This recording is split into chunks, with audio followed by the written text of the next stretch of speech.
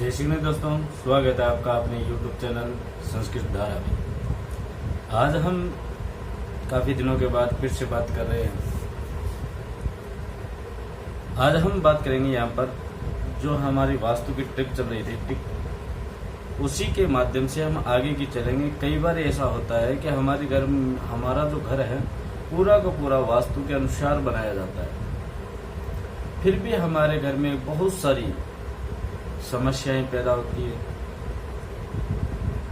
और बड़े से बड़े वास्तुकार को भी लाया गया, परंतु पांडित्य कर्म करने वाले पंडित जी को भी लाया गया, लेकिन फिर भी वो समस्या हल नहीं हो रही। ऐसी स्थिति में कई बार ये होता है कि अगर आपने वास्तु के अनुसार पूरा घर बनाया है, फिर भी आपके घर में किसी प्रकार की समस्या है और उस समस्या का समाधान नहीं हो पा रहा है, तो इसका मतलब उसमें आपको एक चीज और ध्यान देना होता है कि जो वेद होता है, रुकावट जिसे कह देते हैं, ठीक है, जो सामने आकर के टकराव करे, उसे कहते हैं वेद होना। दिशा को वेद करना, मुख्य गेट को वेद करना, खिड़की से खिड़की को वेद होना, या किसी दीवार के कारण वेद होना, किसी कोने के कारण वेद होना। ऐसी स्थिति में भी कहते हैं वास्तु शास्त्र में वेद ही एक ऐसी स्थिति है जो परिधि के अंदर नहीं आती है, जो परिधि के बाहर भी हो सकती है, परिधि के अंदर भी हो सकती है, लेकिन हर मायने में परिसर के स्वामी को यह घाटा देती है, हर मायने में, ठीक है।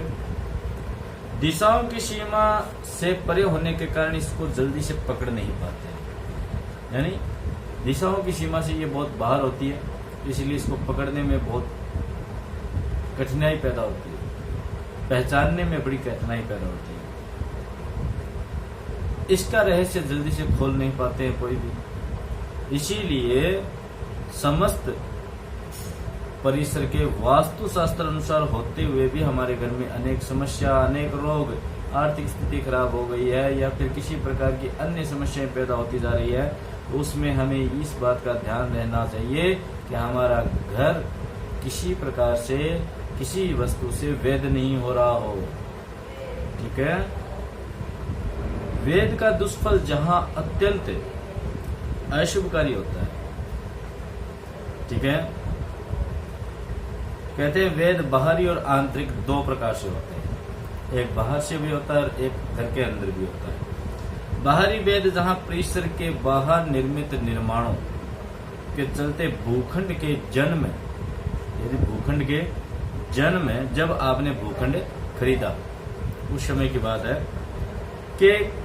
काल से ही प्रभावित आपको करना प्रारंभ कर देता है, जबकि आंतरिक वेद निर्माण कार्य के दौरान स्वामी को अपना उचित फल देना प्रारंभ कर देता है, यानी जैसा भी हो, अच्छा बुरा जैसा भी फल हो, वह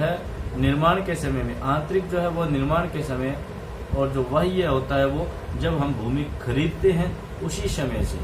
हमें वो फल देना प्रारंभ कर देता है, ठीक है। अब कहते हैं कि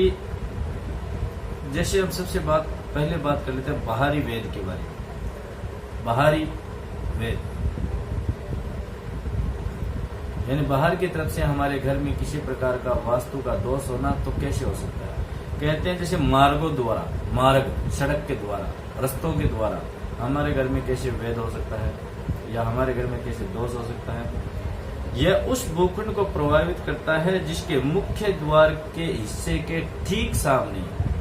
अगर रास्ता आता हो, यानी दूसरा रास्ता आता है, यह स्थिति सभी भूखंडों पर लागू होती है, चाहे भूखंड के मुख्य द्वार एक से अधिक ही क्यों ना हो। यदि भूखंड के एक से अधिक मार्ग हो तो उस मार्ग पर मुख्य द्वार को निर्मित करना चाहिए जहां कोई सीधी सड़क अपने घर में ना घुस रही हो, यानी घर का मुख्य गेट है और उसके जस्ट सामने रास्ता जा रहा है, ऐसे जाता है तो कोई दिक्कत नहीं है, लेकिन घर का गेट ऐसे है और यहाँ से घर से सीधे अपने सड़क की ओर निकल गए, सड़क में निकल गई, सीधी सड़क हमारे घर में घुस रही हो, ऐसा जहां पर भी आपको घर मिले तो इस याद रख लेना, ऐसे घर को कभी खरीदना नहीं चाहिए, ऐसे प्लॉट को कभी खरीदना नहीं चाहिए। अगर ऐसी स्थिति हुई तो समस्या बहुत भयंकर होगी।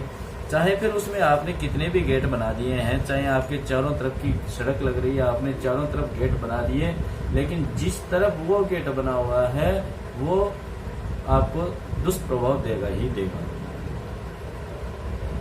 फिर कहते हैं दक्षिण द्वार की तरफ यदि यह स्थिति हो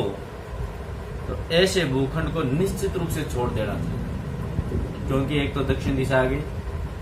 जिसको हम अग्नि और यमराज की दिशा को कहते हैं, दूसरा दक्षिण मुखी हो गया, तीसरा उसके सामने बिल्कुल रास्ता जा रहा है, तो इसका मतलब वह भूखंड छोड़ देना चाहिए, अन्यथा वहां पर अनेक प्रकार की अनहोनी, अनेक प्रकार के रोग, आर्थिक स्थिति कमजोर होना, यानी बहुत बहुत ज्यादा समस्याएं पैदा होगी, कोई उसका उपाय नहीं है। ठीक है, तो अभी वीडियो बहुत लंबी होती जा रही है, तो आज हमने बात कर ली कि घर के अंदर और बाहर वेद होते हैं, उसमें से एक वेद की बात कर ली हमने सड़क के बारे में। कल आगे वाली वीडियो में हम आगे वेदों के बारे में आंतरिक और बाह्य दोनों आगे अलग अलग बनाते रहेंगे। इसी प्रकार हमारे साथ जुड़े रहें। आपको स्क्रीन पर हमारे नंबर भी मिल जाते हैं, उससे आप कांटेक्ट करें,